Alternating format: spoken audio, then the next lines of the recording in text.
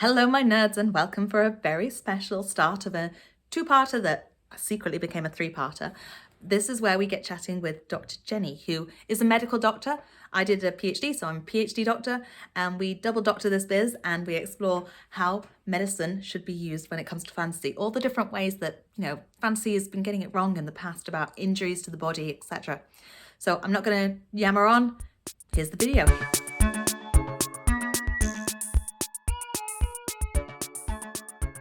Yeah, so I'm Jenny. Jenny Coots. I'm one of the Glasgow SF Writers Circle, but I also have a background in medicine.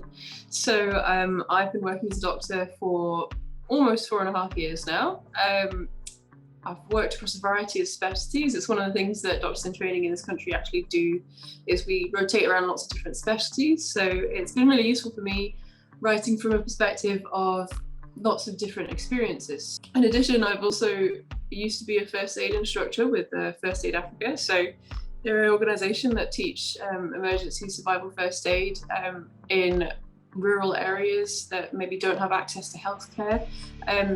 When I worked out there, it was teaching in Kenya, training other first aid instructors so that they are able to do so I can make my own bandages.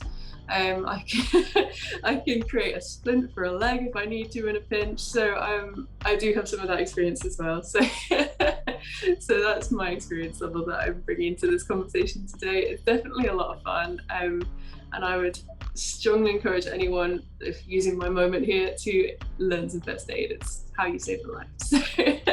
Obviously, your background here is key. How did you get into fantasy writing as well? I've always just been a massive bookworm, I guess, and for me it seemed like a natural progression to move from reading avidly to writing my own stories.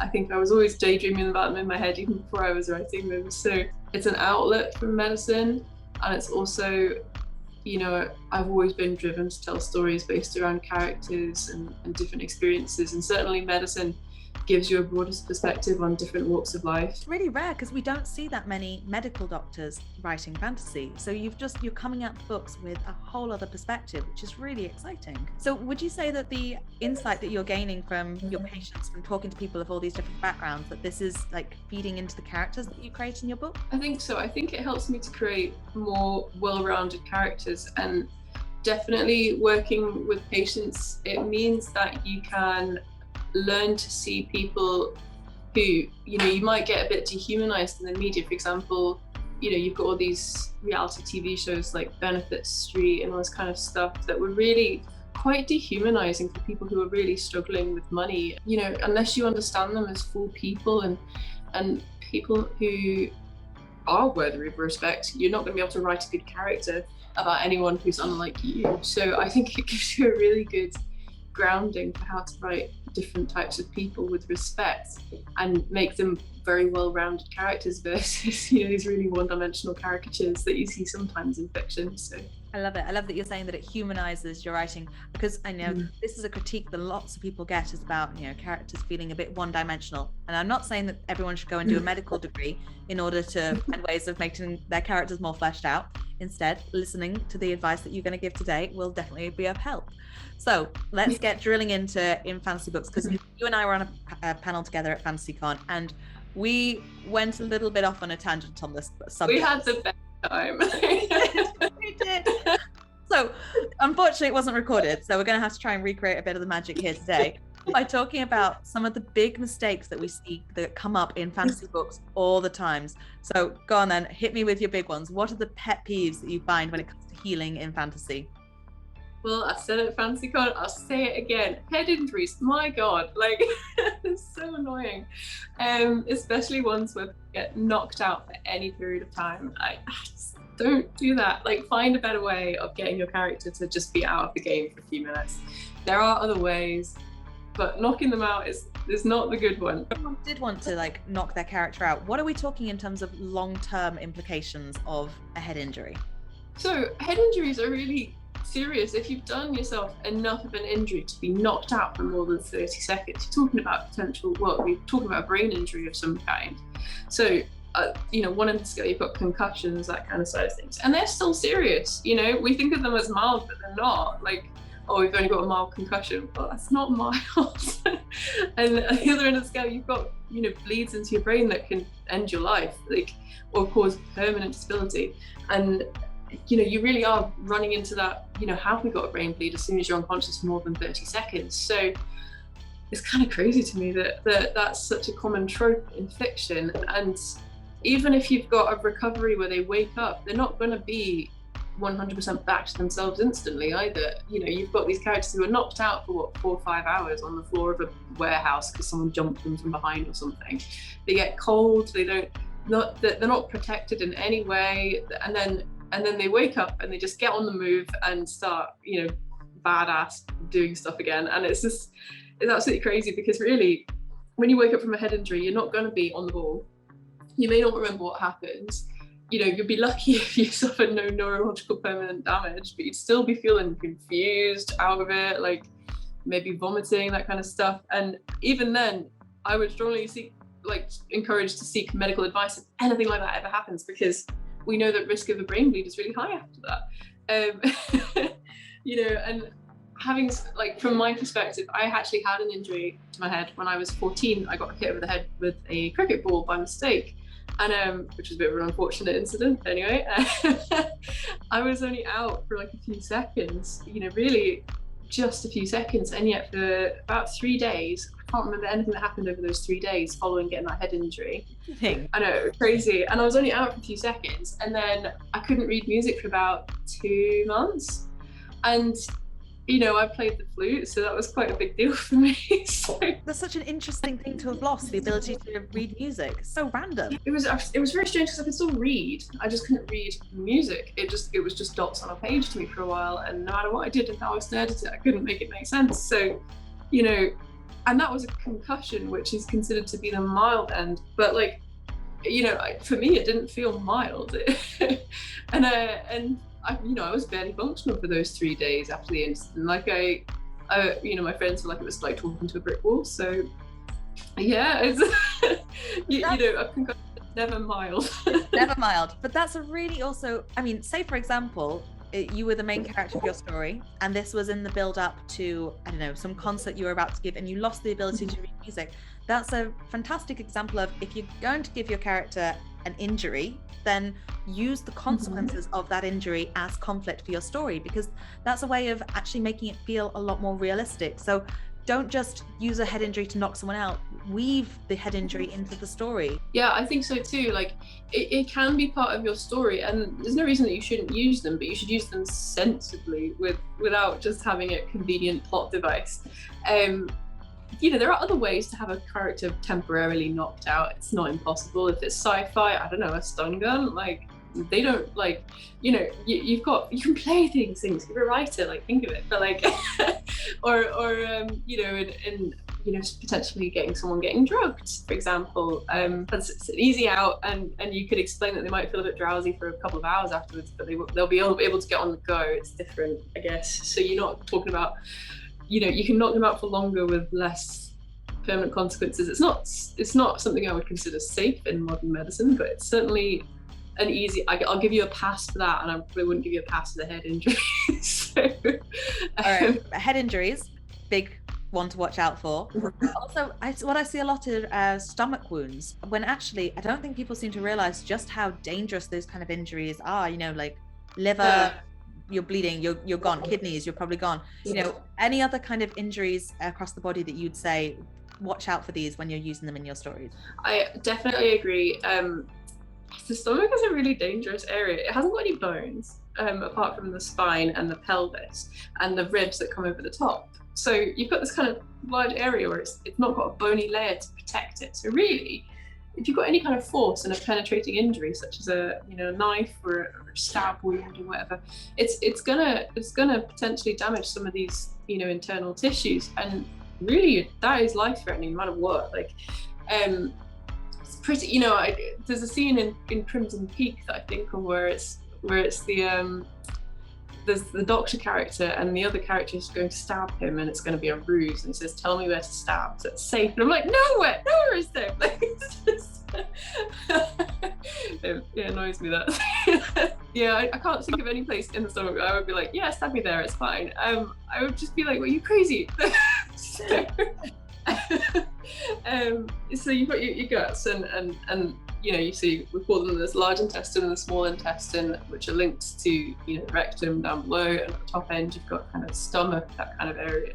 So if you hit any of those, obviously you risk one, developing peritonitis. So that's where the contents of the bowels go into the stomach cavity, which is a sterile area. And as you know, your gut is not sterile, it's got bacteria in it. It's part of our digestive process. And obviously, once bacteria get into a place they're not meant to be, it can be lethal. So really, you would want a surgeon and some really good antibiotics for that kind of scenario. And without either of those things, you run the risk of dying. So those are not mild injuries, even if it's just nicked it. You've got a good blood supply as well. So this is the main place that you absorb most of your nutrients is your guts. So all of your nutrients really. And so the blood supply has to be really good because it has to extract that stuff away. So you've got this amazing blood supply that as soon as you cut it, obviously you risk again bleeding massively to your stomach, which could kill you. You've got your liver, which is the main body where your body filters out toxins, and it has a massive blood supply as well for obvious reasons, because you need the stuff in your blood to get to the liver to be filtered and then come away again. And if you stab the liver, you risk bleeding to death, as well as causing other significant injuries to it. And even the kidneys, kidney is vitally important. You need it to produce urine. It's one of the ways that some of those toxins are removed by the body. So you have 2 kidneys, but really you would keep 2 kidneys. You can survive on one, but even then, it's got a very good blood supply. So you're talking about a major blood loss and potential death if you stab a kidney. So none of these are safe areas to be stabbing. In general, it's almost like everything in our body has a function that really should not be. Yeah. Bizarre. It's that really funny that the body is a very specialized piece of machinery that has developed over time to be very good at what it does, and it has its little foibles. It's got weird little dead end elements of evolution that we do kind of why is that there, and sometimes it takes us some time to figure out why it's there, but it usually has some kind of function. The one I don't like at all is the appendix, because it just causes us bother. So you've touched on already where I was going to take the question next, which was about the role of bacterium, because obviously you perforate the bowel and then we're just leashing this onslaught of bugs that should not be in other parts of the body, that they're nicely contained in the bowel. The bowel is designed for that. And one thing that I see a lot in fantasy stories are people getting injured left, right, and center, cuts, grazes, whatever, and there's never any talk of infection. It's almost like fantasy worlds do not have bacterial infections. Is this a bugbear of your? Sorry, that wasn't meant to be a play on words. That was a terrible pun. But is this something you see? So I know when it's done well, and it's definitely a pleasant surprise when you find a book that both touches on the fact that injuries can get infected and also tries to be reasonable about how they would be treated. I really enjoy those books, but sadly it doesn't happen very often. So injuries, before the age of antibiotics, you could die from a cut on your finger theoretically, and whilst the body is pretty good at fighting off infections, so you'd hope that wouldn't happen. The reality is that you're at risk if you can't get hold of antibiotics, and it's frustrating sometimes when they have injuries left, right, and centre. All of the main party are injured. They trudge for a sewer or something, and then you're just like, and they're fine. But they don't explain, just at least reference, if you've got them going to a healer or something like that, have them reference oh yeah, I'm burning away infection or whatever because they've just crawled through a sewer, something please, for me. I think a book where they did it really well was, I've said it before and I'll say it again, R.J. Barker's The Tide Child's trilogy. They've got characters who get injuries and then develop infections, and they treat them with some kind of moldy bread mixture and stuff like that. But that's kind of touching on what ancient Egyptians used to do, which is put moldy bread on the wound, and moldy bread produces penicillin. So actually it's a really clever way of kind of dealing with that in the story, even in a world where you might not fully know about what infection is, or what bacteria are, but you still know that infection develops after an injury, and that sometimes moldy bread helps. Like, the ancient Egyptians did that, and they didn't have microscopes to look at bacteria. But they knew, and we need to give historical people more credit for what knowledge they did have.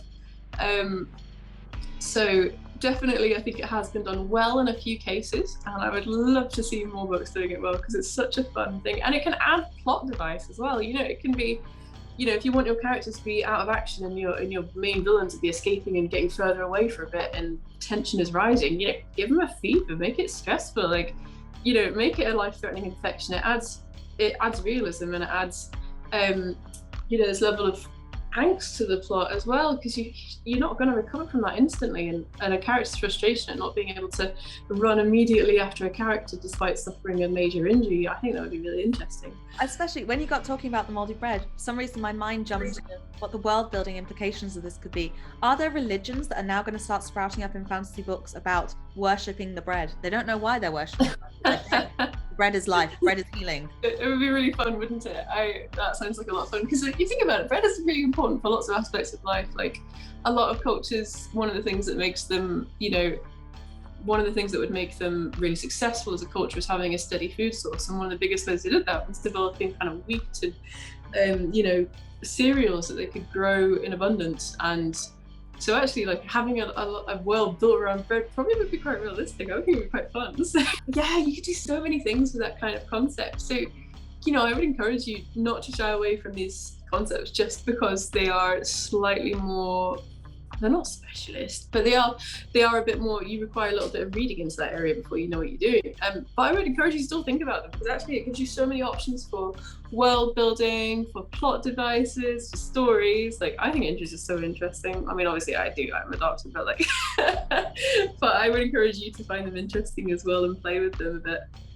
I always think that you can tell when an author has a niche background experience, like a geologist or a physicist, and I think medical professionals in particular, because these ideas occur to medical professionals more when it comes to how to heal, and I just think you get that sense of realism. And so I just love to think about all of the fantastic books that are going to come our way from your pen that are going to be very off the wall and very different, and people are like, oh yes, there's definitely some medical knowledge involved in that. I know that you've done interesting things with your character as well, not necessarily about injuries, but I know with the cultural world building side of things, and I think you were saying it was a fungus, wasn't it, that was being used as the world building. My love of mushrooms seeps into everything. I had actually in Sakara Nights, I do have a character who gets an injury, and I don't want to spoil anything, but there are consequences because of the amount of rot that's just everywhere in this world. And it was really fun to go quite in depth into what this is. It was a huge source of conflict for the book. So yeah, I fully recommend people actually looking at the consequences of different injuries and finding clever ways to work that into your plot lines, because if nothing else, it just makes your books feel different from what everyone else is writing about. Yeah, I think showing natural consequences, it can bring a level of realism, which, isn't always everybody's style. I understand that. But for those who are aiming for kind of a magical realism, or, just a more grounded story in everyday events, I think introducing this kind of thing is really interesting. So I would strongly encourage everyone who's thinking about including it to do a bit of reading and then include it. And I'm happy to be asked questions on Twitter as well. So, so it is, my friends in the writing circle have occasionally bounced some pretty crazy ideas off me, and I'm just like, yeah, let's explore it. Let's go for it. Let's see what we can do. So we'll have to change your handle to Fantasy's Doctor, and then we'll just get everyone be like, what happens if I do this to my character? What happens if I have like a dragon claw their arm off, or something like that? And you'll be like, well, this is what the consequences would be. Yeah, I honestly, it's a fun thought exercise, I find. Well, prepare to be bombarded by myself, because I do for this channel evolution of videos where I explore how fantasy races can come into being, and I'm always there racking my brains about the biology of it, like I did about vampires a few weeks ago. And that was really interesting to think about, well, if they're drinking blood, then that means the higher salt content is in the body, how are they getting rid of this salt? It was really interesting to think about how the biology of the animal shifts. So I'm sure I'll be picking your brain about that. Well, this has been absolutely fantastic. Thank you so much for joining me, Dr. Jenny, and I'm going to have you back on again for another one very soon. So thank you, and I wish you a lovely rest of your day. Thank you very much for having me. It's been lovely, as usual. Bye-bye. Yes, bye. Isn't Dr. Jenny amazing? I love her. I love having her on my videos. Make sure you like and subscribe so you don't miss out on next week's episode, where Dr. Jenny is going to be coming back and we delve even deeper into this subject. We're talking magical healing consequences, how medicine can affect the world building. It's a fantastic recording. So I hope you enjoy it, and I'll see you guys again soon. Bye, my nerds. Goodbye.